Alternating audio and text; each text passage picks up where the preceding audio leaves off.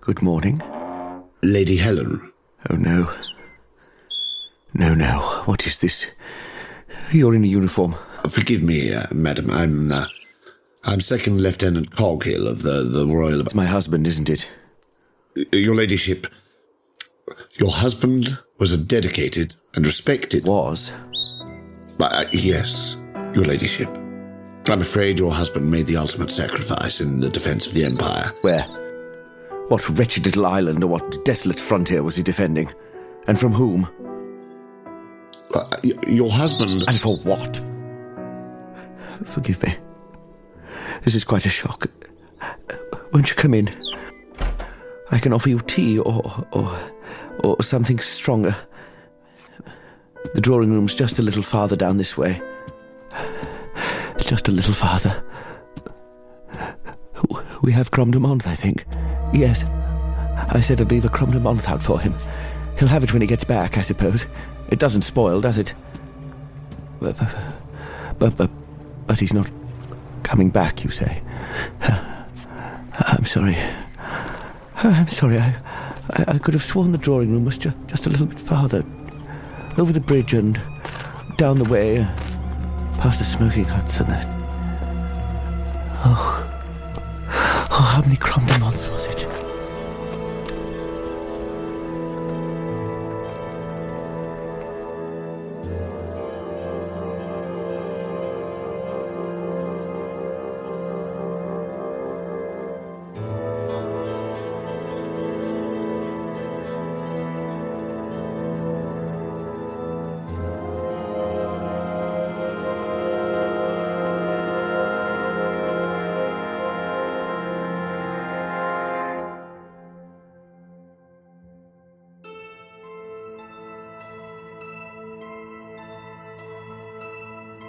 The Apocalypse Players present An Uncommon Burial.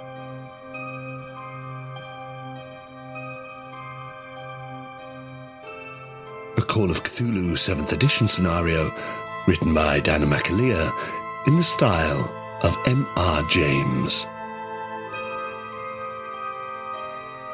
With Joseph Chance as Dr. Henry Carraig-Muire, Dan Wheeler as Reverend Perregrine McCutcheon, Dominic Allen as Lady Helen Marjorie Bjarmia Potts, and Danann McAleer as the Keeper of Arcane Lore.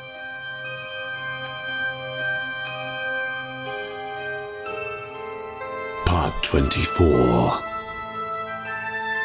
Daylight Savings.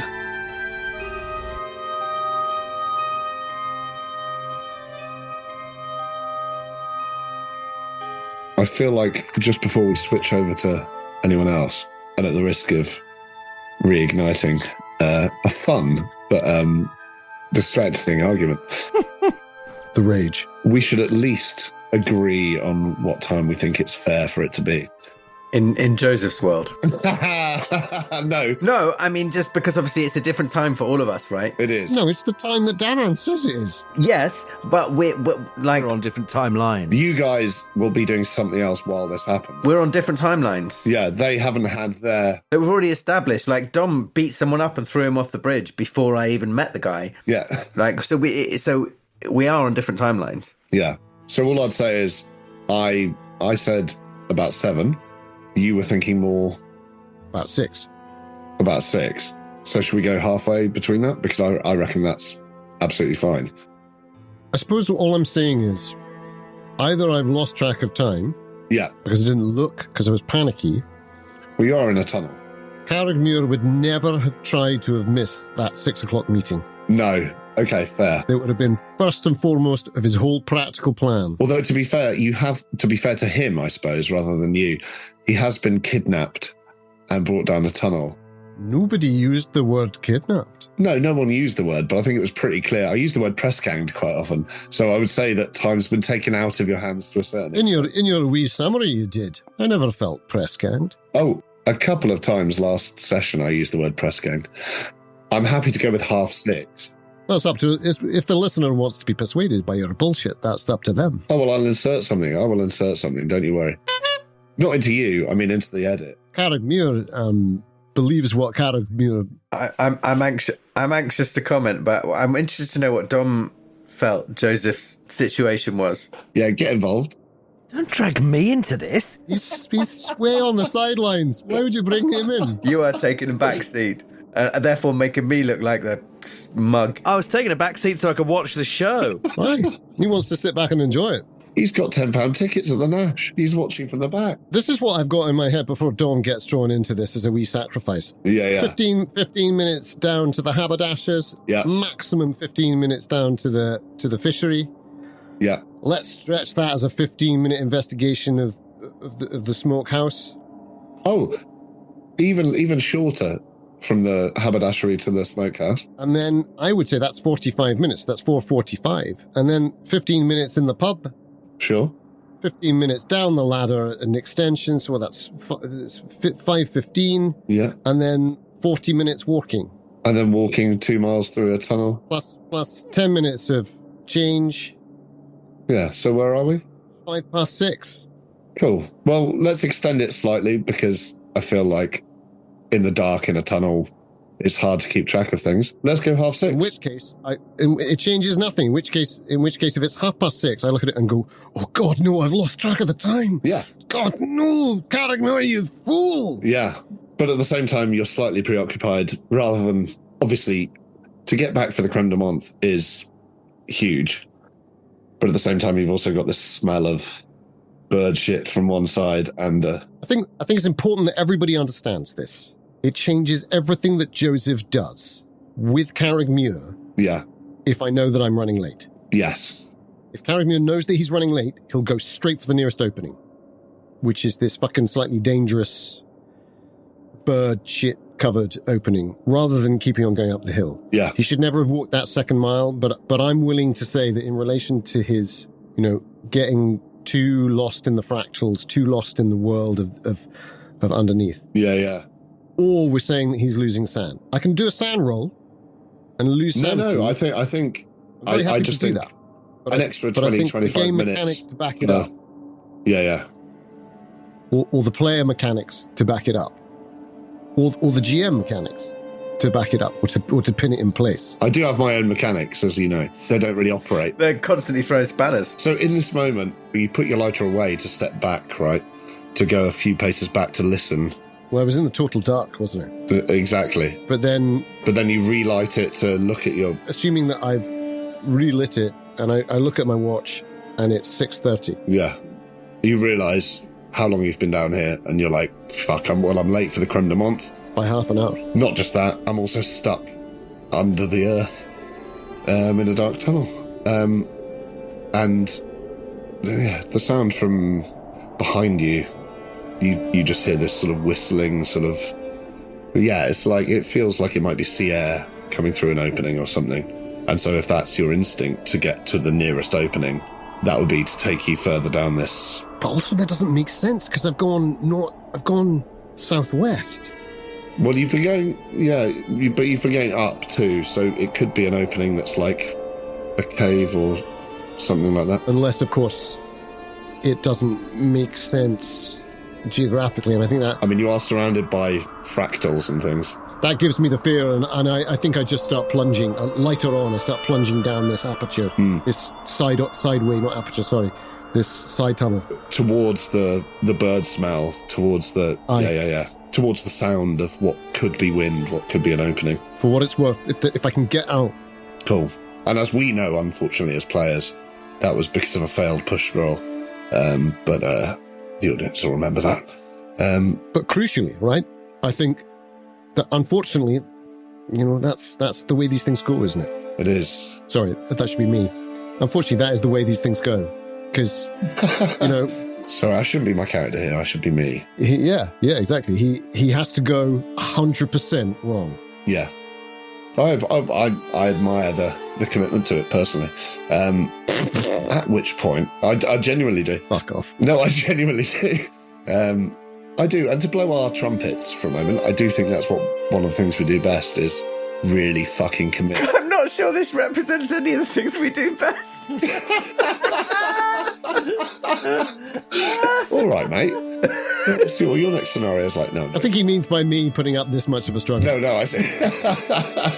No, but one thing I think we do best is committing in a bad way to our character's stupidity. It's all right, I've done my bit now. Let's get on with these fucking heroes and their fucking genius gaming. Let's see how Dan gets out of this one. I'm fucked. I'm bleeding out. I genuinely misinterpreted your choices because I felt like when we'd split, we'd said, let's all go and do one thing each and then come back. And you had made a decision to do your one thing and be like, just one more thing. And deliberately be like, oh, I think I might push it a bit here, and then go underground, and then you know, and then be like, oh, I might push it a bit more. That moment was, I think, I'll walk back up. But obviously, I'm trapped as well. So then I was thinking, right, well, it doesn't matter. So I have to try. But at that stage, I thought it was like 5:30. Well, that was it for me too. I thought it was less a decision on your part to be late, but more the fact that at the last minute you'd been... That's right, mate. I'm going to go back and I'm going to listen. I'm literally going to methodically, during the next 3 days of work, methodically listen to every single tape I have, map out the times, and work out what the truth is. And that was episode 21 of Uncommon Burial. Yep. Yeah, it probably was, actually, thinking about the man. Carraig-Muire's subterranean adventure. Daylight savings time. Nice. That's why he's lost track of time. The clocks have changed.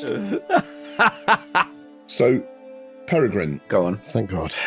As you stagger against the bar, as Annabelle's gone to call for a doctor, she's assured you. There's, you know, the bar's mainly empty. What's the time? Well, it's about... I was about to say, you stagger back and you fall into It's about 5. chair and you look up at the 5:30. clock above the fire. It says about 10 p.m. and you accept that willingly because you're a team player. No, I'm joking. That was a joke, I promise. Well, Unless you do want to check the time, it's probably about 2 for you. No, I'm joking. I mean, I get the feeling that I have got back there before the deadline, but maybe not much before. This is happening simultaneously, so this is like probably about, let's say, 5:30. Right, yeah. But you've talked to Annabelle.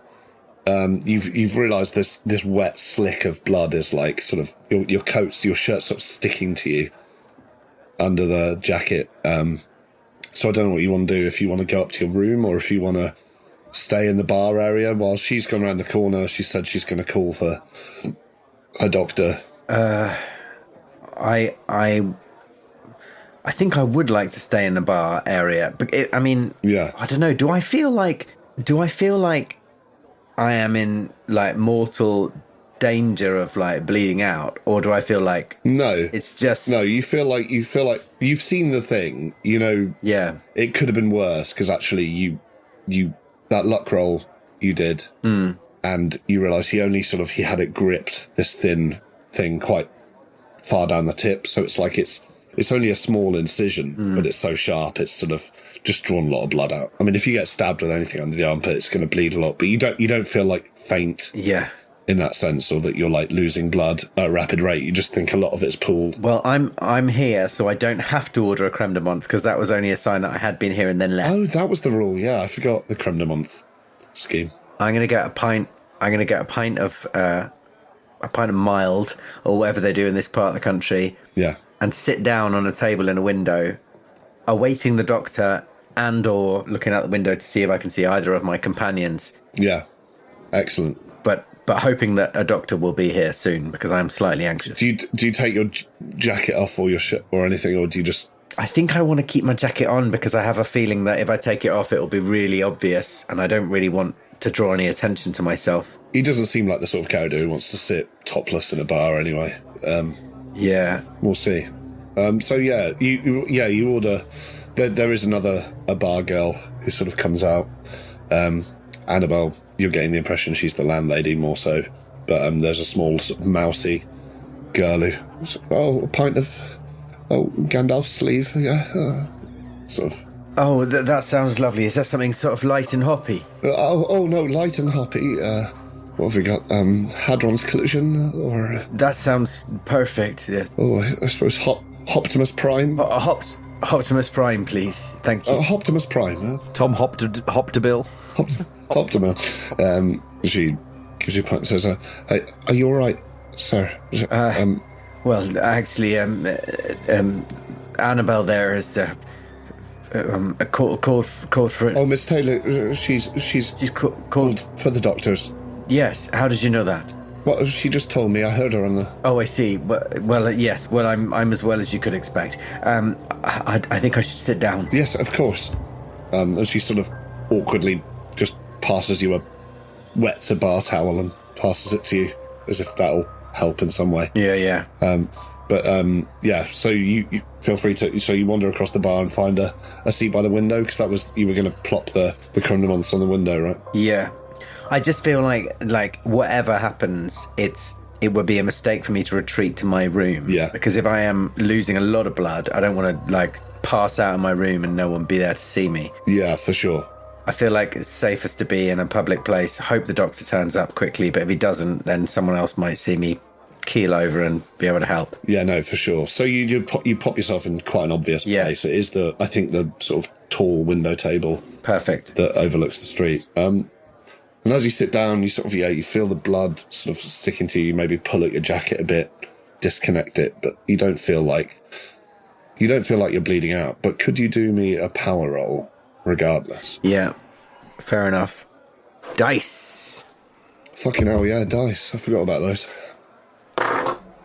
Oh, that's very good. Yeah? Exceptionally good. Let's see how good it is.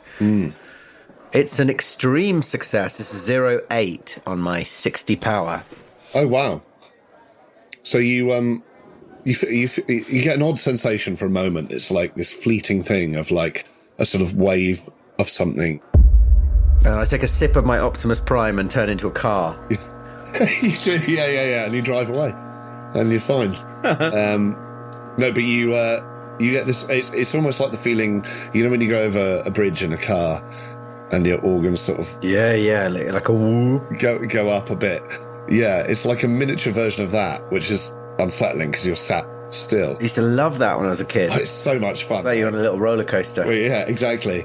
You get that sensation like in a miniature way, and you sort of Now, maybe, I guess in this era, maybe you have had it on a carriage ride once when you were sort of, the horses were out of control or something. Maybe over a humpback bridge. It would be a more alien feeling, but it's that sensation.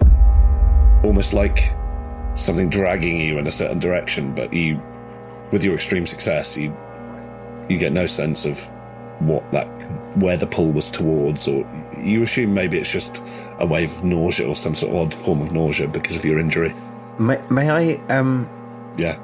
May I ask for an intelligence roll to see if I perhaps interpret that in any particular way?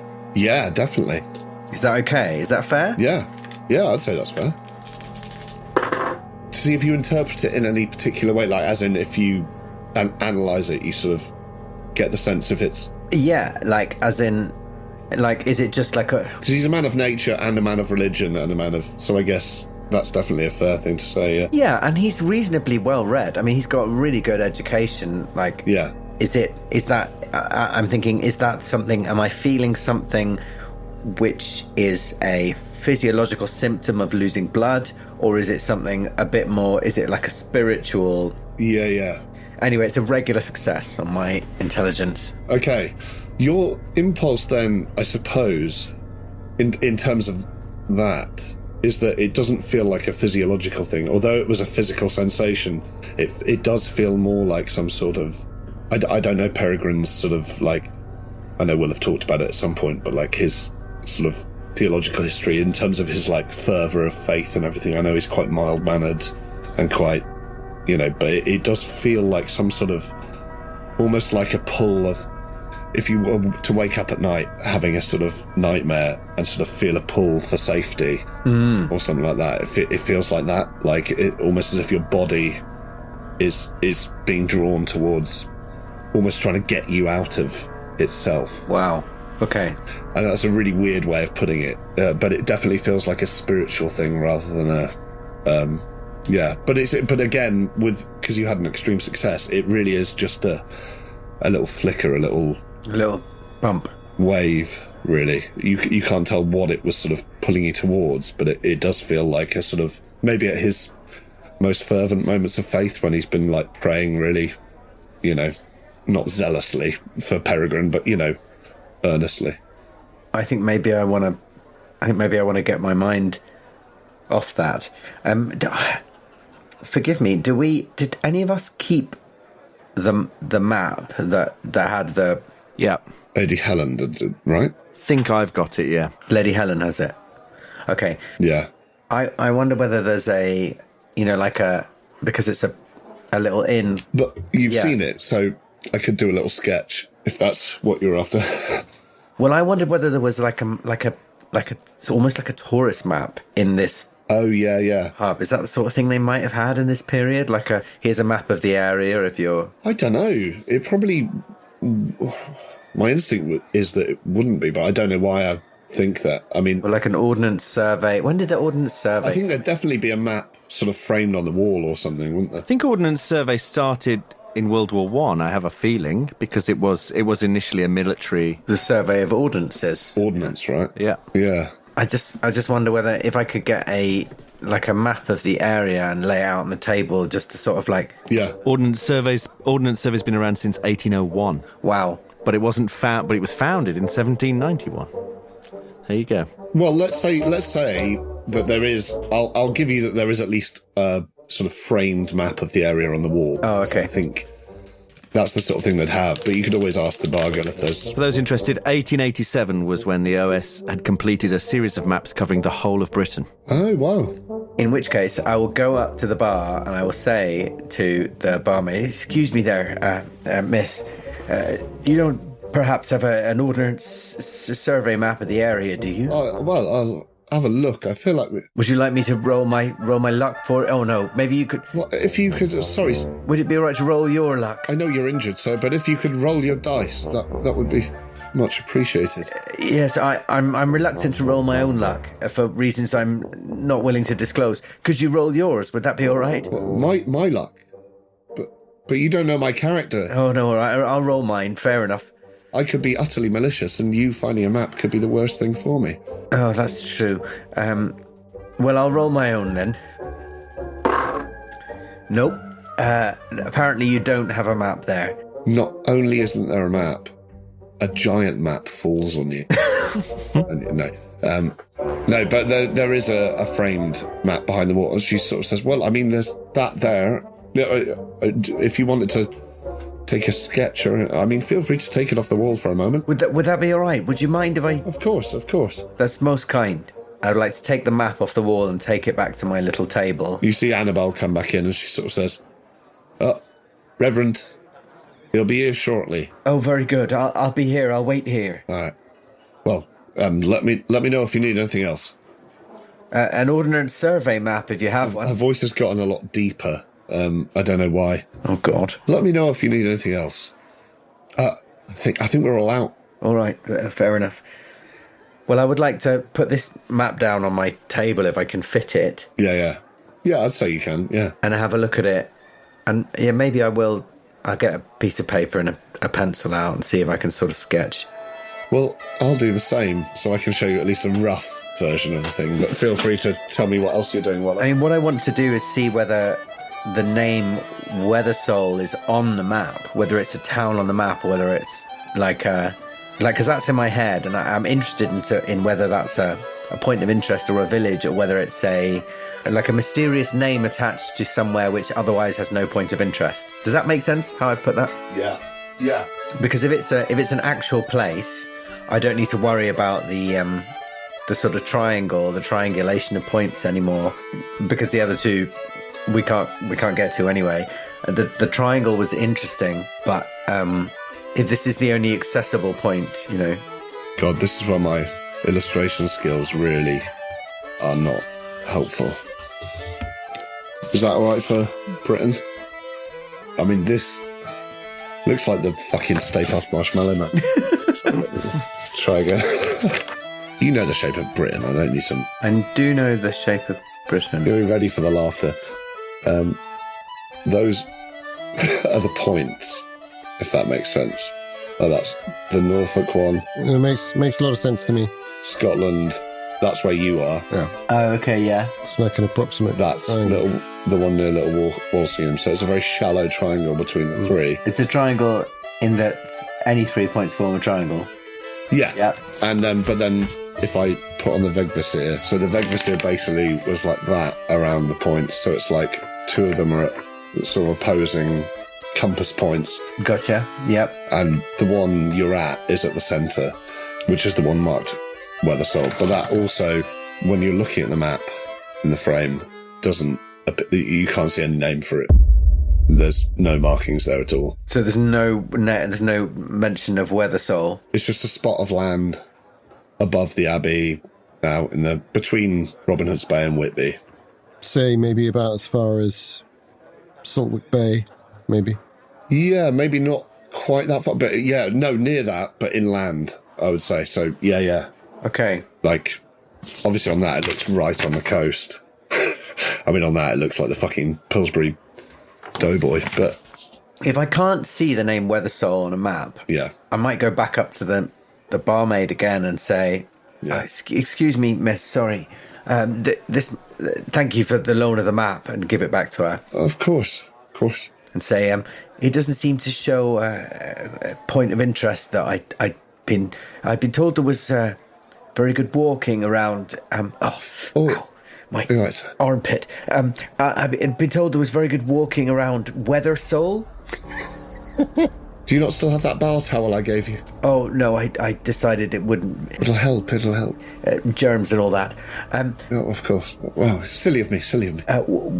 Weathersoul I was looking for. Right. You see, this is a young girl. This is the sort of mousy young girl who Hannibal sort of handed you over to. Her eyes sort of widen for a second and flicker slightly, and she does a little sort of genuflection. Doesn't look entirely Christian, but it has the sort of bearings of it. I know there's a running theme of people doing bad genuflections in these scenarios, but especially when they talk to me, it's very weird. Yeah, kind of makes sense. And she sort of says, I wouldn't be, sorry, I wouldn't look for Weathersoul if I were you. It's bad luck to even talk about it. Annabelle. Would you mind telling me why? She calls over her shoulder for Annabelle. It's just she's bad luck. She? Aye. Some people say good luck. My family say bad luck. It's... Who's she? The cat's mother? No, although... Well, possibly. She may be a cat, the mother of cats. She may be the mother of hares. She may be the mother of all sorts of things. She says, I wouldn't. I don't know who told you that name, but I wouldn't go walking anywhere near Weathersoul. I'm sorry, Annabelle. And Annabelle comes out. You right? All well? Oh, yes, yeah. Yes. How are you faring? The doctor will be here presently. How am I faring? Am I feeling weak? Am I feeling all right? No, you got an excellent success on your power roll, so you're still feeling like a sharp pain under your arm, obviously, but it was a relatively shallow stab wound. Yeah. So, and again, you don't feel faint in the sense that you're losing blood. It's just that there was that initial weird sort of undulation of a pull. But she says, he should be here presently. I'm going to ask her as well. Yeah. Because of my naivety. Thank you so much. I was asking your girl here about Aye. a village, I think it is, perhaps just south of here. Aye. Baytown. Where I heard there was some good walking. No, not Baytown. Weathersoul.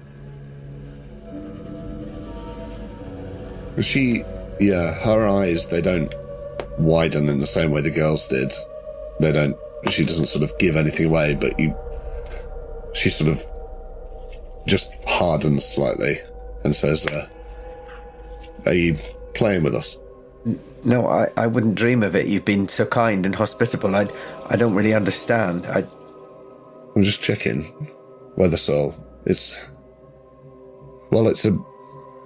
a belief about these parts. There is... Can I ask you who told you? What, where I heard the name, you mean?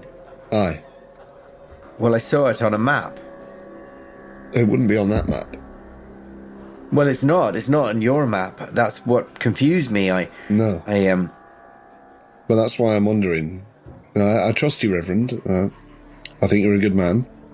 I get that impression from you, but it's just that name, it tends to only be used by certain people around these parts. And should I be calling it by a different name? My apologies if I've used some culturally insensitive term. You've not offended me in that regard. You've not offended me, Reverend. It's just concerned me, rather. Who was it attacked you again? Can you describe them? Large man, long coat. Aye. His eyes were... I had the impression he was maybe elsewhere, if you know what I mean. His eyes were lost in some sort of trance, perhaps. I'm not sure... I don't understand what this has to do with anything. Would you mind explaining? Is it that I've used the wrong name for a place? Should I use a different... No. It isn't a place name. It's a person's name. Weathersoul. I lower my voice a bit and I say, Weathersoul is a person. Aye. Well, so they'd have you believe from the stories. But the stories are old. But is it attached to a physical geographical location? That's what I mean. Aye, in a sense. But it shifts, it moves. It's, listen.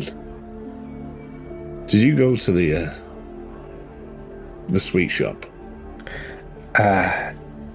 No, I didn't. I believe one of my companions may have done, no. You haven't met my parents? I haven't, have I? No. No? No, I haven't. Right. I'm just checking. Fucking hell, Mina. Fucking hell, Mina, what are you up to? Body of Christ compels you. I need an old role player and a young role player. Oh, fucking hell. Whatever you two were just talking about, that freaked her out. It really did. Big time. Apparently meeting Abigail's parents. Yeah. But it's like she sort of has a moment and she goes over to the bar. She says, hold on a moment. And she goes around the spirit bottles at the top and finds this little bottle. Looks like it's got some sort of dust in it. Oh, God. And she uncorks it and she has to give it a real slap on the bottle. It's like an old ketchup bottle or something, you've got but she gets a little pile of it out and says, tell me how this makes you feel, and blows it in your face. I try not to breathe it in. Great. I'd say, what would that be? Do I need a roll for that?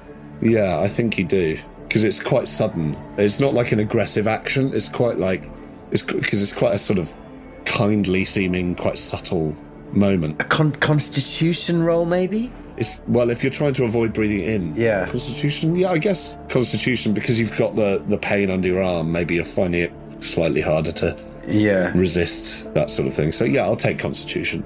You've got quite a good Constitution, of course, haven't you? I don't have a good Constitution. Oh. Well. And I failed. So you do, suddenly, she gives you this, and it's like it's not that dramatic, it's like, you can barely see it in the air. You do inhale and sort of stagger back. She says, I'm sorry, Reverend, it's just a blessing around these parts. I don't tend to believe it in myself, but, well, it's more from my parents' generation, and if anyone ever needed a blessing, I'd say. What is it? What is it? It's just ashes. May I see it? May I see it? She sort of looks uncertain. She says, I mean, it was just, I promise, a gesture of goodwill. She does tentatively hand over this. It's like a little glass sort of bulb sort of thing. I'd like to take a little pinch of it to see whether it looks the same as the stuff that I found on the needle. Yeah. Well, you do, and you look at it, and again, it does. I'll give you that. It does have that sheen of the sort of squashed moth. So on instinct, I would assume it was exactly the same stuff. Yeah. And it's dark powder, so it's entirely plausible. When she says it's ashes, she could think it was, I suppose. It's only because you got a good natural roll. Yeah. After the thing that you saw the sheen in it. You know, it's that dark, dusty thing. And she says, honestly, just a blessing. Where does one get this? Where does one get a substance like this? Oh, one doesn't get this. One, not anymore. What do you mean one doesn't get this? Where is this from? Listen, calm down, Reverend. You're making yourself unwell. The doctor will be here presently. I'm not making myself unwell. Where did you get this? What is it? From my parents. They're old believers. What's it for? They're old believers. It's for blessing you. This was on, I lower my voice even further if I can. This was on the nib of the needle that was thrust in my armpit. This is what he had. His weapon was coated in this. It's insectoid. Oh, she sort of just stops talking and looks at you.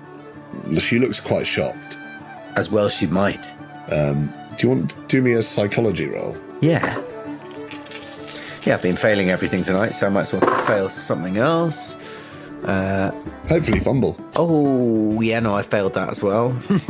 Yeah, that's it. My psychology's not very good. What am I good at?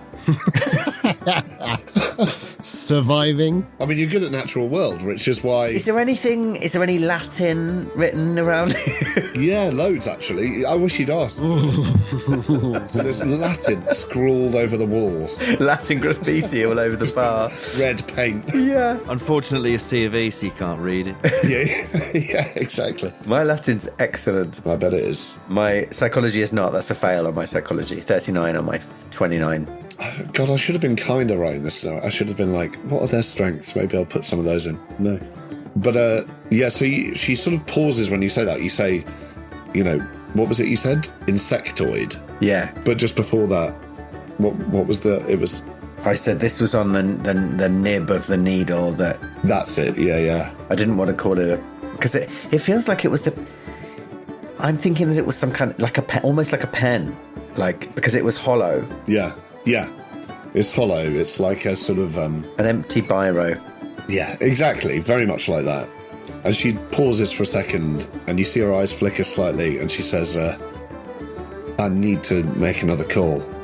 But if I were you, I'd go up to your room. A call? Hi. A telegram? No. I mean, fuck, what would they... You can call on people. Yeah. She's going to leave and go and knock on someone's door. I need to make a call. All right.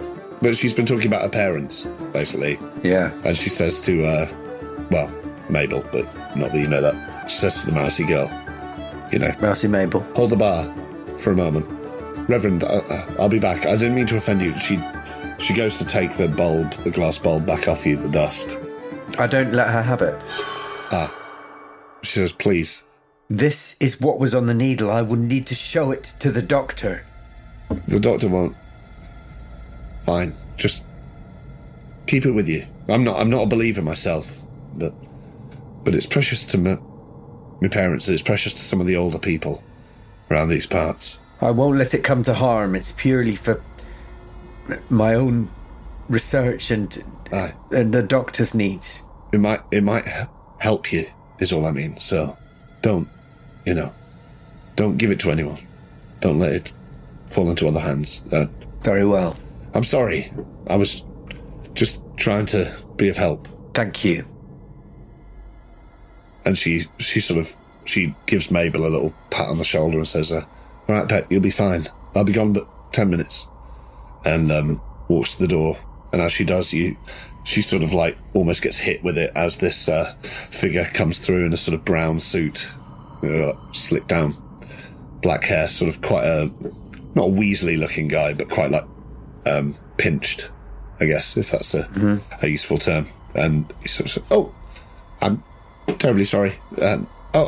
Reverend, there you are. And clearly the doctor has a doctor's bag. It looks very much like Carraig-Muire's doctor's bag, ironically. Hopefully it's full of heroin. Fingers crossed. And she sort of looks back over her shoulder and says, oh, no, yes, he's there.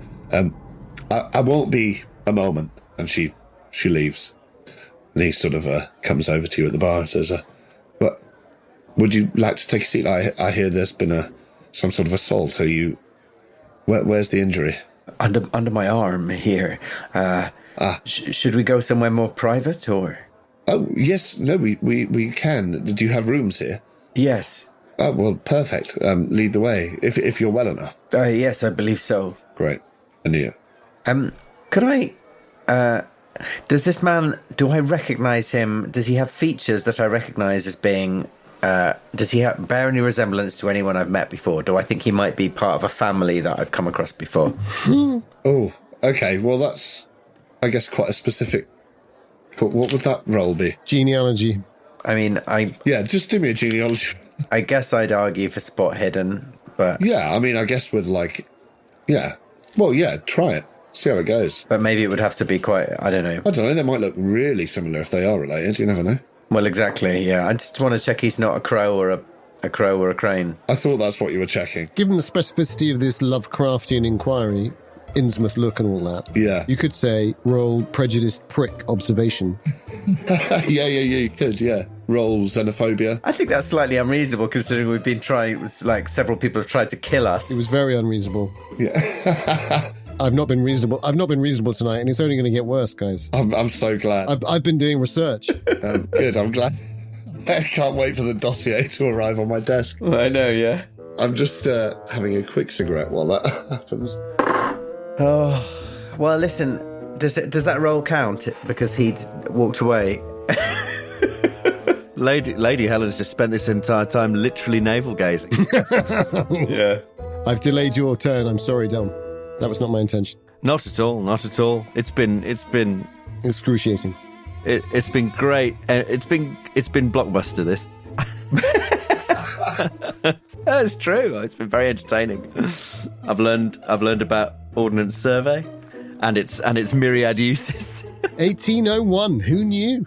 Pre-Napoleonic. Yeah, well, it was set up urgently because of the Jacobite rebellion, because the Scots realised that the English didn't have a very good knowledge of the lay of the land, so it was easier for rebels to hide. And so that's why Ordnance Survey was initially commissioned, was to map Scotland, to catch rebels. I mean, that sums a lot of it up, doesn't it? Yeah, and then it became even more imperative because of the Napoleonic Wars. Yeah, the infinite problem of mapping Scotland. Can anyone truly map Scotland and understand it? No. Understand it's different. Well, to think that one might understand a thing by mapping it, how naive. How naive. Now, I've got a very good spot hidden. Yeah. It's 74. Good. I've rolled an 86. Obviously... Fuck me, man. Obviously, I'm going to push it. Yeah, you haven't got enough luck to swing it. Well, obviously. I mean, this is also, I'd like to say, I've not suggested anything about a similarity with this guy, so it's entirely your... I know, and now you're thinking maybe there might be. I would like to... I would like to feign a stumble. Ooh. And grab hold of his arm and say, yes, I... Great. Just as he says, do you have rooms upstairs or this way, then, Yeah. Exactly. Yes, I think we should. Oh, dear me. I think we should go to my room. I grab his arm and get right up in his face and say, "Yes, I think we should take to my rooms." Yeah. And have a really good close look at his face. Yeah. That's a regular success on my spot hidden. Okay, well... Can you do that whole close-up again as Lafitte as well, just for me? Oh, yeah, please. Just for the... I think we should take to my room. Fuck me. So unsettling. Gets me every time. So unsettling. I know, me too.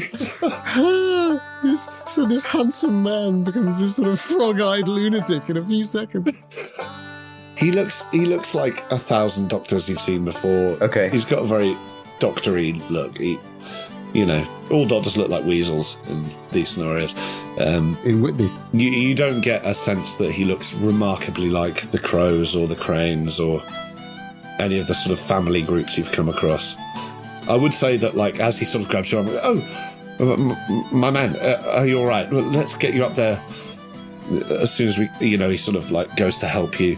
You do remember the creme de menthe plan? Well, I'm glad someone does. Well, I mean, I don't. I know vaguely there's going to be some creme de menthe in a window, but Yeah, I don't know if you want to. I'm not too worried about that because I figure like It's only 5:30. Well, it's only 2 a.m, so. I also think I'm here, I'm in the building, so if someone turns up and asks, has a reverend been here, they'll say, yeah, he's in his room with the doctor. Yeah, totally. Whereas a creme de menthe there might suggest that I've been and gone. Yeah, exactly. That's what I assumed. What was the doctor's name? Arbuthnot, is it? Arbuthnot. So he sort of helps you up the stairs and he says, which one's yours? One of these 6. Oh, how ostentatious. I just for a county reverend. let myself into whichever one we'd agreed was mine. Yeah, no, I mean, you'd have booked out the whole floor, so... Yeah. You go into, let's say, the one you first... He sort of shuts the door behind you, sits down on the bed, and he says, well, let's see the injury then. Where is it? And I disrobe. Come on. And take off my jacket and my shirt and my vest. Yeah. Revealing your undervest, your armour, your dermal plating. Yeah. Yeah. Your chainmail. My mithril mail. Yeah. I was going to say, he turns around and goes, mithril. I've not seen a shirt woven with such fineness for many a year. Yeah. But I keep my my amulet of warding. No, of course. Yeah. And then, of course, you've got your rough hair shirt for your penance underneath. Oh, yeah. Oh, God. Yeah. Now the psychological stuff. Good. Yeah, the scars from all the self-flagellation. I'm C of E. So you say. Yeah. Well, that's Which in C of E, I think, is just pouring cups of tea down your back, right? yeah. So they're quite hot. Yeah. It's looking at yourself in the mirror and going, dearie me. No, you mustn't have done. Yeah. You had half the party rings. But he sort of opens his bag. He sort of raises your elbow slightly and says, oh, yes, nasty. A man in the street just accosted you. Yes. He sort of gets out or sort of tips a bit of ethanol or something like that. This is the point where you realise I'm not a doctor. Onto a bit of cloth and starts sort of gently mopping at the sort of blood around the entry wound. It's 1901. I imagine your medical knowledge, Danann, is better than his. Fuck me, they were fucked back then. Yeah, he puts his finger in the hole and then licks it a bit and Yeah, he just... Oh. I'm so sorry. Pulls out a few leeches from his pants. Yeah. Pulls out a few leeches, puts them on your eyes, and then pours mercury into your mouth, and then says, you should be fine. Gives him a big cigar. rub this lead in every 3 hours. That'll be £1.20. Yeah. He mops at the blood around it. Yeah. And sort of cleans it up a bit, and he says, oh, very... Not a knife, then. But did you see what the weapon was? Yes. In fact, I have it with me. Oh, I see. And I show him the need. He used this Oh. And then I say, and I know it seems strange, but I have reason to believe that the tip was coated with this. And I get the little bottle of moth dust. He looks quite taken aback for a second because this is such a strange interaction. Sort of, he used this, coated with this, and he sort of, I see. And he sort of lets go of your elbow and sort of takes one in each hand if you're passing them over. Of course, yeah. Sort of looks at the needle and says, oh, very strange, hollow.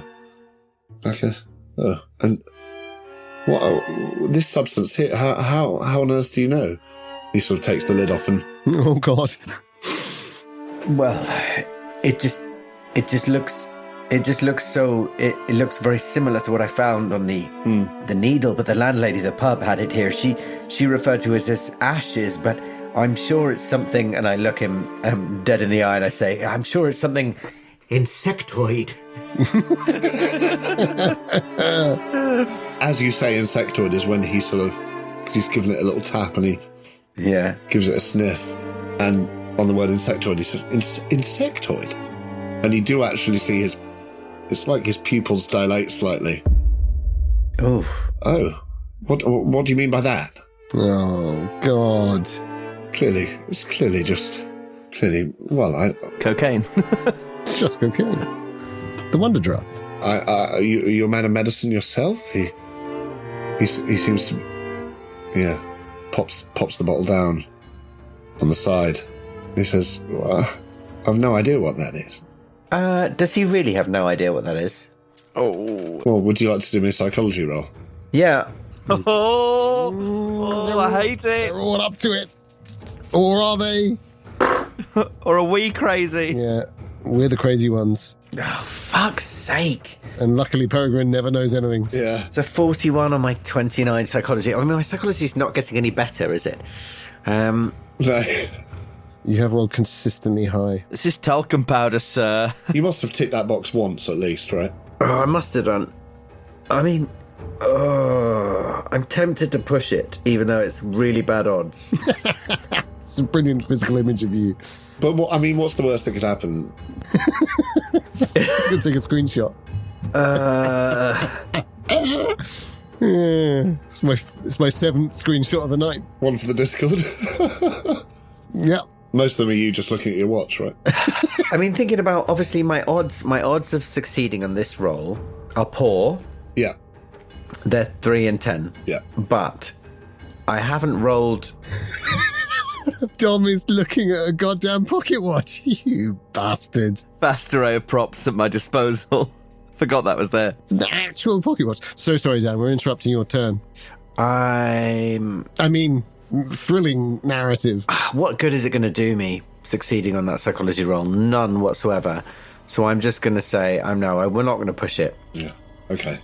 I'm going to say, well, I'm not a medical man, but I do have some knowledge of the natural world, and it seems to me that the substance that this reminds me most of is like a desiccated moth, perhaps. You know the way the wings of a moth. Desiccated moth? Well, yes. It's, like an exoskeleton of a flying insect. He sort of... he pauses for a moment, sort of in disbelief. Oh, I see. I hadn't even thought that. I mean, the smell... I couldn't get much off the smell of it, and he tips a bit more out into his hand and sort of rubs it between his fingers. He says, well, I see what you mean. There is a sheen to it, isn't there? Exactly, a sort of oiliness. Like when one smudged a moth against the wall, or... It's exactly that. Yes. And he sort of holds it up to his face and licks it off his hand. And like just licks up the pile that he'd put in his hand. It does have that sense to it. That, yes, it is like moths, isn't it? And just like he just keeps licking his hand. Oh God! For an uncomfortable amount of time, and then looks up at you again, and sort of wipes the remains on his sort of lapel. And you see his eyes really go, like, properly, like, quite black now, like his pupils sort of really dilate. Is that what the guy looked like who stabbed me? Did he have those dilated? Well, yeah, he had dilated eyes, but they were a bit bloodshot as well. Like, maybe he'd been awake for far too long, or similar to the eyes under the owl mask that you saw early on. Yeah. And the doctor sort of, wipes his hand on his palm and says, "Well, I'll take that if it's all the same to you. Might be useful for the police in identifying any." Oh no, actually, I need to hang on to that. I've been told I mustn't let this out of my sight. He grabs you by the wrist and he says, "I'll hold on to that if it's all the same to you. It might be useful for when the police arrive." Yes, no, I must hang on to that, actually. I've been told I shouldn't let that out of my sight. Oh. "I think you're feeling a bit drowsy. You've probably lost too much blood. Let me give you something." No, actually, I'm feeling much better, thank you. And He reaches for something in his bag. I try and... who's got hold of this bottle at this moment? So you'd passed it to him. He'd tipped some out onto his hand. He'd licked it off his hand in a disconcerting fashion. Yeah. So he's still got it in his hand. He's got it in one hand. He put it down on the side. So it's between you, basically, on the little side table. And he's just grabbed your wrist to said, "I'll hold on to that." Run! So he's holding my wrist and with one hand. He's holding your wrist and reaching with the other hand towards his bag, saying, "You're feeling faint. I can give you something for that." The bottle itself is without its lid, just on the nightstand, and you're closest to the door, and his pupils are massive. Does it feel like an unkind grasp on my wrist? It doesn't feel like sort of really hard. It feels like like a doctor would restrain a patient, maybe in a moment of panic. I restrain a patient. Like a sort of, there's nothing in his tone that suggests hostility. Oh, well, they're good at that, aren't they? It's only his actions which suggest hostility, I suppose. Yeah. But then I suppose in that moment you might think of the slightly, unfocused form of the guy who stabbed you. I would like to kick him away. Great. Where are you going to kick him? Just in his shins? Just fuck off. In the chest. Oh my god. Oh, a Sparta kick. Pick my foot up and not like I'm not going to jump off the ground. You say, "This is Whitby," and just... Well, that's what they're trained to do. It's the Church of England. You guys have been knocking it, but I mean, the truth is that's the Church of England's #1 route. Oh, yeah. Stigmata kick. Because he's got my hand. What I want to do is lift my foot up, kick him in the chest, and then grab the bottle and run out the door. Yeah. Okay, amazing. Well, do so. I guess I've got to get my dice out now. I haven't had to roll anything all night. This is remarkable. Hang on a second. Now it's happening. Well done, Dan. Now we're kicking off. This is. I mean, do I get any advantage for the fact that this might be a surprise attack? Probably not. Well, if you're going for a surprise, I mean, I would say it's maybe counteracted by the fact he has his hand on you already. He's holding my wrist. So I feel like... Yeah, maybe it's just a regular brawl roll. I think so. Okay. Unless you want to argue the case. But you just did, not very effectively, so... Yeah, I talked myself out of it, so... What if you did a swift kick into the cojones? Would that be a surprise attack? If it was less dramatic, then... Yeah, I mean, that's very out of character. I mean, that's definitely... No, it is out of character. Yeah. I agree. Yeah. I'm going to... Whereas Lady Marjorie and I would have done that. Whereas stepping back like King Leonidas and booting him in the chest is totally in character for Perry. Yeah, and I've sort of... Because he's got hold of my wrist, I've kind of got... It's a counterbalance. Yeah, you've got to do something. Yeah, it makes sense. I'm doing it. I'm rolling my brawl. I'd have pushed him out the window by now. Do you know what? I don't have much luck. He's going to do it. Well, that's a regular success. I could spend 1 point of luck and make it a hard success. Do I need to, though? I have rolled a hard success. In terms of his... Are you dodging or brawling?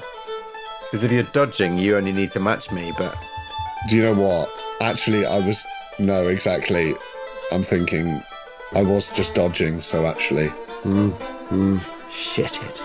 I mean, you'd still, like... Well, I mean, no. So you've rolled a hard, but you were dodging, were you? You're not fighting back.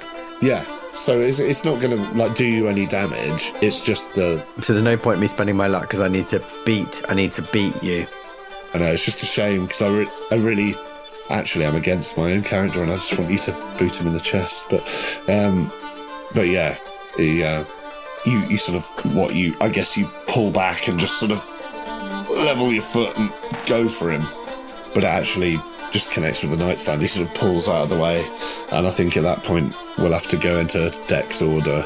Well, I guess it's just me and him, so we're just taking turns, right?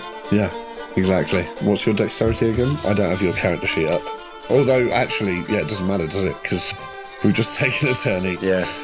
So what would you like to try next? Although, actually, I'm aware we haven't got to Dom yet. Yeah, fine. And I feel like as this kicks off, maybe we should cut to Lady Marjorie. Yeah. But yeah, so I'll leave it on that as you sort of go to boot him in the chest, and he sort of just swerves out of the way, dodges out of the way, still has a hand on your wrist, and you're there in this bedroom with the dust between you. Yeah, let's cut to Lady Helen. Lady Helen was about to go to the angel, I think. Well, until she saw the belly buttonless woman. Yes, that's where we left it, right? I think that's where we left it.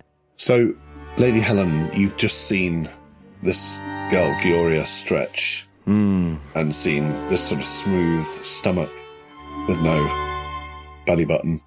Yeah. She sort of relaxes back down again. And they seem to be turning away to continue rehearsals for this ceremony. Which means you seem to be, you're not in any immediate danger or anything. I don't think I want to hang around here because I think they've creeped me out. Yeah.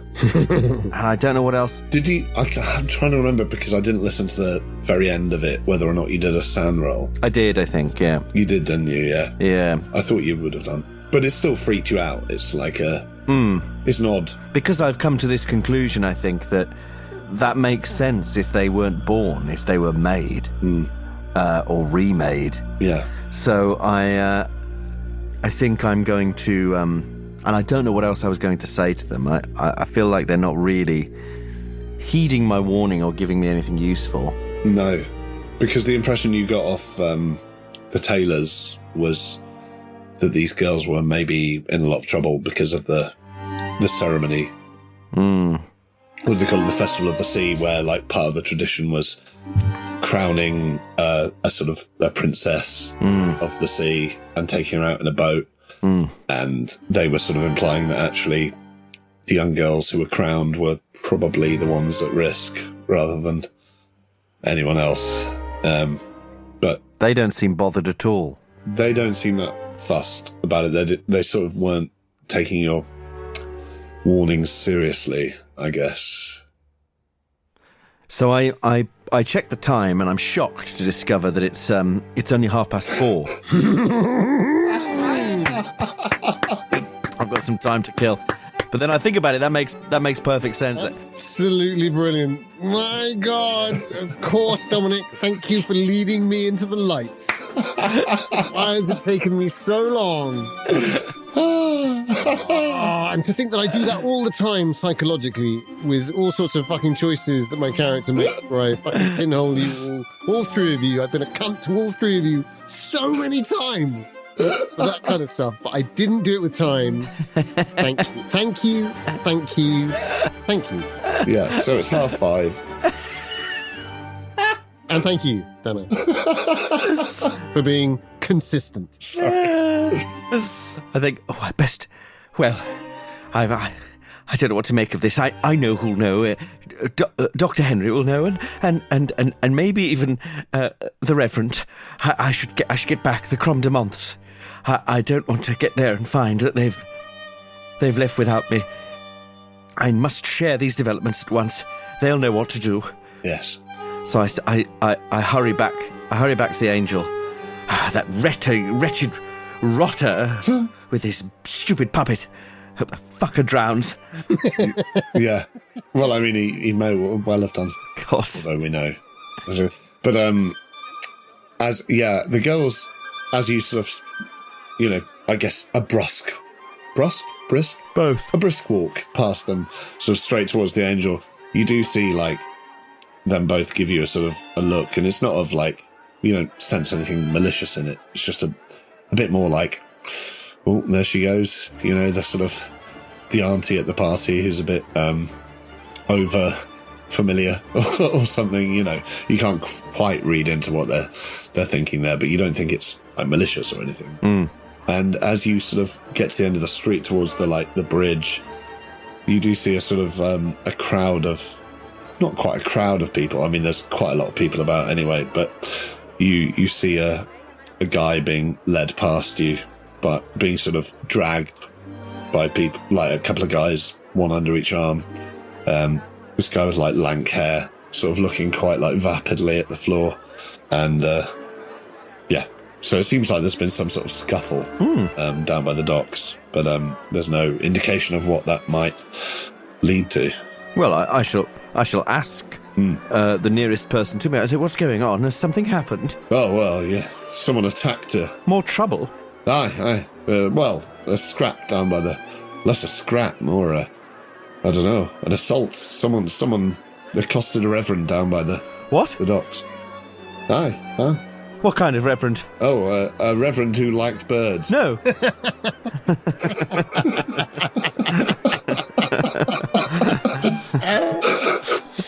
Oh, dear. No, a reverend sounded like he was from down south. I don't know, but yeah, someone just come up, started hit him with a knife, I think. A knife? Did he perish? Is he alive? Yeah, there was blood. What? I think he's fine. Has anyone seen where... this guy sort of turns around to the rest of the crowd who's sort of pulling this guy away. Sort of go, does anyone see where the reverend went, actually? No, I think he wandered off that way. Oh, for fuck's sake, we should have looked after the... Anyway... He wandered off? I think he was all right. Well, he must have been if he wandered off. Well, exactly. He wasn't lying out flat on the ground or anything, but, I mean, to attack a man of God like that, you've got to be wrong in the head. Like this prick. Exactly. And I march over to this guy with the lank hair that they're dragging off. Yeah. Stop! What, missus? Where are you taking him? I'm taking him up to police station. Good. Let me have a look at the rotter. You there? And you do hear a couple of police whistles not too far away. Well, you want to sort of get in front of him and... Yes, and have a good look at this. Yeah. This ne'er-to-well. This is dastard fiend. Well, he's got quite like sort of red eyes, dilated pupils. He looks quite like sort of... They're holding him up. Like he looks like he doesn't have the energy in his body to move, weirdly. Almost like they're sort of dragging his feet along the ground, you know? And he doesn't. Do either of you know this man? No. So he's not from round here? Well, I mean, he might be, but I don't think so. Probably an outsider, come here for the festival. Got too drunk. Some issue with men of God. Really? You there? Wretch. Who are you? Explain yourself at once. Right. I mean, he doesn't even register your voice. His eyes are just sort of slightly down to the side, looking at the floor. Excuse me, I'm speaking to you and I'll be recognised. And someone walks past and goes, oh, that's Lady Helen Marjorie Bjarmia Potts. Exactly. I see someone's read their, what's that book called? Burke's Peerage. I see someone's read their Burke's Peerage. Yeah. But no, he doesn't do anything. I mean, you can slap him, hit him, do something. Be unseemly for a lady of my standing to slap someone in the street, even if they are a rotter. Objection, Your Honour, leading the witness. Yeah, that's true. I was just predicting what Dom might do, you know. I say, the police are on their way, are they? I can tell that. You've heard a couple of whistles from a nearby alleyway, and there's enough people here that you get the impression someone will have called for, assistance. Well, I'm not sure I can trust the police either, because I don't. But the crowd's sort of like, they have been held up by you because you're quite a domineering presence, obviously, but like, you can tell they're also leading him up the hill towards the police station, you'd imagine. Or at least to join the police as they arrive. This isn't over, I say, jabbing him in the chest. This isn't over. I'm going to find you. I'm going to find out who you are. I'm going to find out what you're doing. You're part of this conspiracy, aren't you? There's a conspiracy. There's a faction and a conspiracy, and you will hang. I'll see to it that you hang for what you've done. He doesn't even, like, his eyes don't even flicker. He just keeps looking down at the floor. He's like sentient. He looks, well, sentient, I guess, is existential. He's, conscious.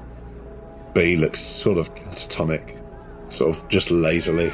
Does he have a particular smell? Oh, that's interesting. Is there anything I detect, like if I can smell whiskey on him or anything like that? I probably do lean in to sniff to see if he's drunk. Give him a whiff to see if he's got some sort of, like, if he's on some substance. Yeah, give me a... Whoa. What do insects smell like? What's the, yeah. Well, give me a natural world roll.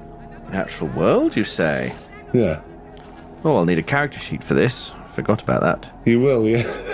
Oh, Dan's turned into a Wes Anderson character. For the radio listeners, Dan's just returned from the garden, wearing a rather natty yellow woolen hat. Well, I've got terrible natural world. Clashing beautifully with his sky blue jumper, which has a sort of curled neck, akin to a sort of fisherman who's returned in 1962 from a hard day's work. Well, he's returned in 1962. When did he leave? Well, I think time is irrelevant in this particular evening's gaming. That's what we're after. Predictably, with my natural world of 10, Yes. I've rolled a 48. So not so great. No. No, you do get, like, maybe, like, a whiff. Like, there's something about him. It doesn't smell like whiskey or spirits or anything obvious like that. But you are down by the gutting houses, so the smells are pretty Piscine. intense anyway. But you get a sense of something on him that is unusual. You just can't place what it is. And there's so much fish guts and, like, smoke and things like that around that it's you don't really have a moment. And the crowd sort of drag him, keep going up the road with him. My concern for Perregrine overwhelms my rage. Yeah. Well, you've changed. At least one of the party made the right choice. But I one last attempt, I glare at him and I say, I have fixed your visage in my memory, sir, and I will see you again when you are on the gallows, dancing the Tyburn jig. You mark my words. Wow. Fucking hell. Wow. And as they drag him off, again, his eyes don't really flicker towards you at all, but he does look a bit like a lifeless... Godless fiend! He does look a bit like a lifeless sort of gallows victim as they sort of drag him away. And maybe your words sort of... There's an oddness to it, whereas it feels like, on a level, he seems like a sort of victim for a moment. Like someone who's being... Doesn't get through to me. Not to you, probably. Well, maybe there's an image, because you've invoked the gallows. Go straight back to hell to suckle at Satan's tit. God alive. Yes, quite right. I forgot I was working with your character. There's no subtlety of emotion at all. He's scum, and you can't wait for him to hang. Phil? But you let them pass by, and you head back to the Angel Inn. You don't see any creme de menthe in the window. It's been about it's a 45-minute walk, I think, from there, isn't it? So... Fuck me, I'm genuinely trying to figure out, luckily Joseph's underground. So, not Joseph. Dr. Henry. Oh, I think I might be underground now, too. Well, he is, actually. I've buried Joseph. I am in a cellar. No, true. I'm just trying to think about being accurate here. But I think with Perregrine, we started out there. I would say, like, by the time you finished this conversation with them, had the interaction with the girls, I'd say if you're going straight back to the Angel Inn, you maybe arrive just in time to see a couple of figures through the window sort of heading up the stairs. And then you can enter. Well, I rush to the bar. Yeah. And I say, I need 3 creme de menthes, or is it 1?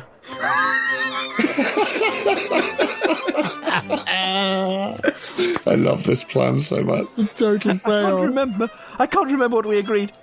Even though it was only earlier this afternoon, but it feels like it was weeks ago. I can't remember. You remember, don't you? Because we told you our plan. Well, no, because it isn't Annabelle. It's this young mousy girl you've not seen before. Oh, Mabel. Mousy Mabel. Yeah, Mousy Mabel. Mousy Mabel. Where's Annabelle? She just popped out for a moment. Can I help you, madam? No. She knew exactly what to do. When Annabelle gets back, Yes. tell her to execute the Crom de Month operation. But only one of us has returned. It was Lady Marjorie. Tell her that. She'll know what to do, whether it's 3 or 1 or 2, I can't remember, or maybe a bottle. Either way, Crom de Month needs to be on that table post-haste. Like her eyes almost cross looking at you. She's sort of trying to take in this information. And she, Like an insect. and she sort of, I'll Tell that ruffian in a flat cap who sat at our table to shift it. I don't care if he's looking at the dog races. He can do that somewhere else. I suppose. Put a sign on it saying it's reserved. Oh, all right. Reserved for 6 p.m., which is only 2 hours away. Fuck me. 2 minutes, mate. She genuinely does go and get like a piece of paper and sort of start write out this notice with a shaking hand. She says, "I'm sorry, madam. I'm Mabel. Here. I'll put it. There's no time for pleasantries. Oh, sorry. Did they bring the vicar in? Has he been murdered? Is he dead? The reverend. He was in here a moment ago. Don't worry, the doctor's been called. What doctor? Well, a doctor's been called. The local doctor. Well, is he here? Aye, he's looking at him now. Right, good. Well, that's good then. Local doctor, you say? No, he's from Inverness. What was his surname? Owl? Raven? Crow? Pelican? What is he? Pelican. Dr. Pelican. Dr. John Pelican. I should have asked. The slow undermining of my ideas is so fucking funny. Dr. Brian Flamingo. Brian Flamingo, Keith Toucan. What's his name? Dr. Pigeon? Fuck you off. Pigeon, actually. That's... Right, I don't know his name. I don't care if he's pigeon, magpie or ostrich. If he's got a bird surname, he can't be seeing him. He can't be left alone. Oh, well, I mean, they're upstairs if you want to... Good, yes, well, yes, I'll leave you to sort the Crom de Months. Charge it to the rooms. Aye. Oh, I will. How many was it again? 6 rooms. No, how many creme de months? 9. 6. Do 6 in case. I'll have one now, actually. Steady the nerves. Pause your creme de menthe. Neck it. Come on, you old girl, you've got this. Pull yourself together, Helen. Oh, can I have one for myself, actually?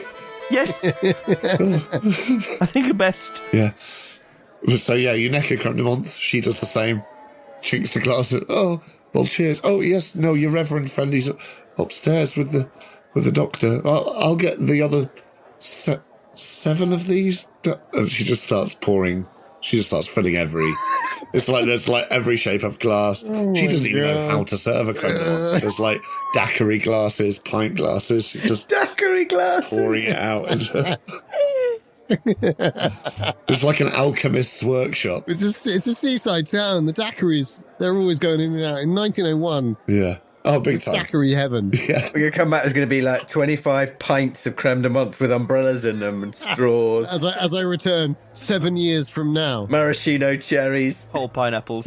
Yeah, Dr. Henry gets back and there's just like a fucking alchemist's window of God. different shades. What does it mean? What does it mean? 20 years later, they've renamed the pub to Ye Old Creme de Menthe. How many of them came back and who were they? Get 6 coconuts, cut them in half, fill them with Crom de Months. Aye. Right. What's a coconut? Oh, God. And I'll have a Malibu and Coke to go. So this poor girl, Mabel, is just running about the bar, filling vessels, and you start pacing up the stairs? Please.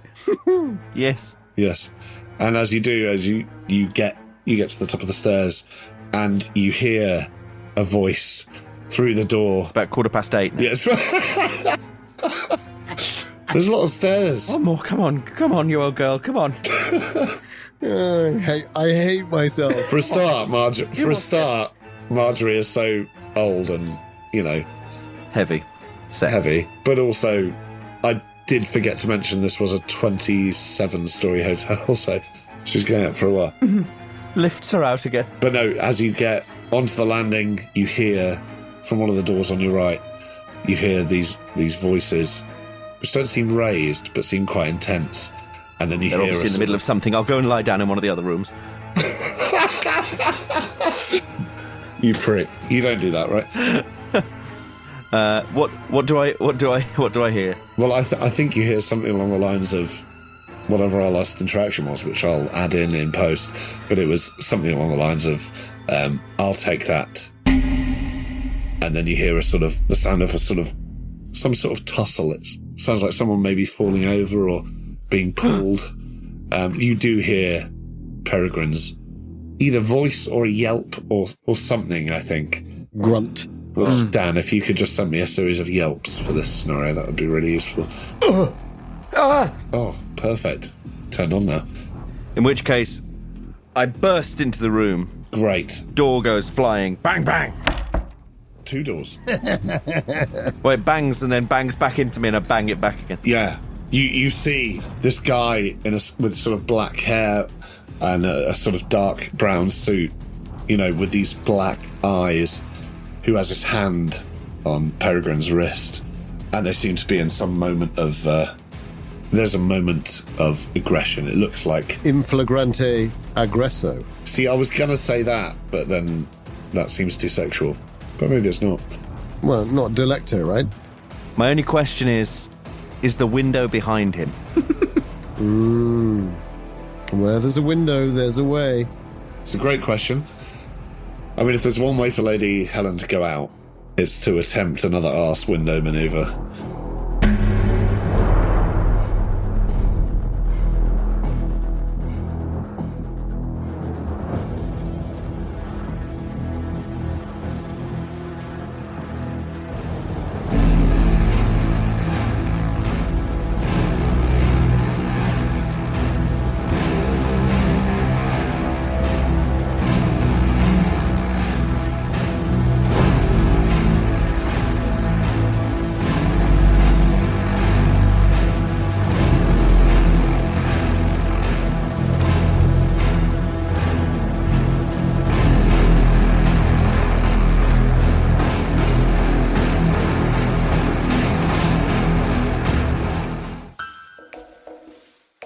That might be one of the problems I'm suffering with, Danann.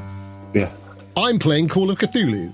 What are you playing? I'm playing... Let me just get the rule sheet up. Danann McAleer's... Yeah, he's getting the PDF. How to piss JC right off. Danann's actually a mechanical Turk. There's a keeper underneath him, secretly... No, I've got it here. Danann McAleer's fuck you, I'll do what I want game. And Yeah, okay. Right, well, which we all love. So I'm game on. Yeah, great. Well, at least we know what ground we're on. So in this moment...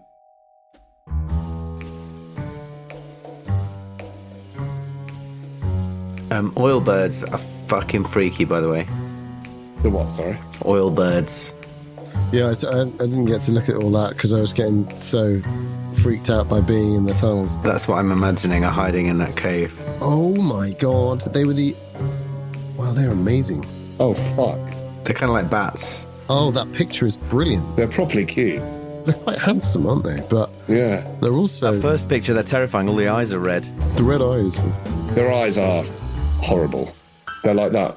What's the big one that looks like a sort of wide-mouthed muppet that lives in South America? Literally its head just open. It's got like these huge black eyes. Well, like nightjars are a bit weird looking, aren't they? Yeah, it's one of those. They're so perfectly camouflaged that they're sort of barnacly, Very barnacly. slightly disturbing. The white dots Yeah. look a little bit scrofulous, don't they? A bit. And they're basically they're like 90% fat. That's why they're called oil birds. I think they just like live off fruit. Yeah. I'd love to be one of them. Live off bacon. Bacon, yeah. 90% fat. The sort of thing that theoretically you might wonder is like, oh, like, would make good eating, but then clearly would just be sort of weird, rancid. I bet they absolutely stink. Yeah. Yeah, I fucking bet. Their shits must be dreadful. But they're sweaty little fuckers. Sweaty little fuckers. Right, I'm getting a drink. I'll just keep ranting. Please do. And also, but please do it with the knowledge that it's only ever me being incompetent rather than malicious. No, I love it.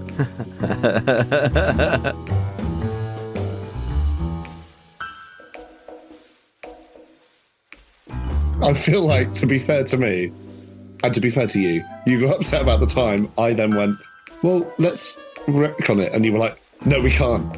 So... You want to make me look like a cunt? Seriously? Yeah.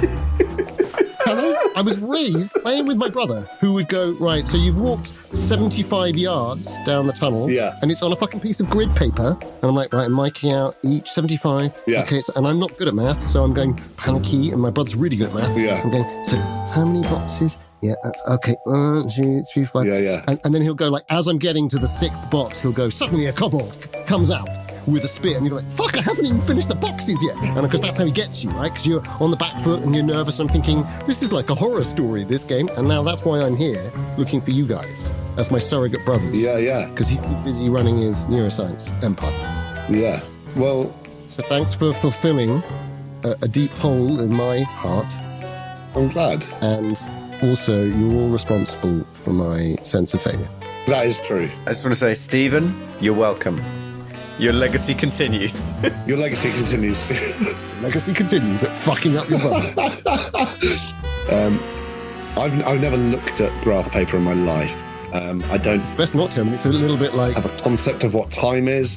cosmic horror. I don't think geography is real. I improvise in my day-to-day life, let alone in this. And perhaps I'm under the influence slightly of those fractals. Exactly. Perhaps the fractals have taken their toll. Yeah. Maybe I'm safe down here because time works differently down here. I mean, also, the sun rose on the wrong side during Residence of the Bay, and you didn't notice. So If you're telling me that I've been down here and the sun's come up, well, no, it's gone down. It's reversed. It's gone in a loop. there'll just be no quarter for you. Just you wait, Henry Higgins.